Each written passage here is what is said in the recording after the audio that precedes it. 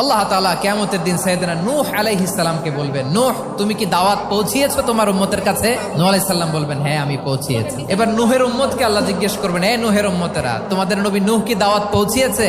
নূহের উম্মত বলবে, না আল্লাহ, কোনো দাওয়াতও আমরা পাই নাই, আপনারাও চিনি নাই, জান্নাতও চিনি নাই, জাহান্নামও চিনি নাই। নূহ আলাইহিস সালাম বিপদে পড়ে যাবেন। তখন আল্লাহ বলবেন, নূহ তোমার পক্ষে কোনো সাক্ষী আছে? নূহ আলাইহিস সালাম বলবেন, আছে। কে?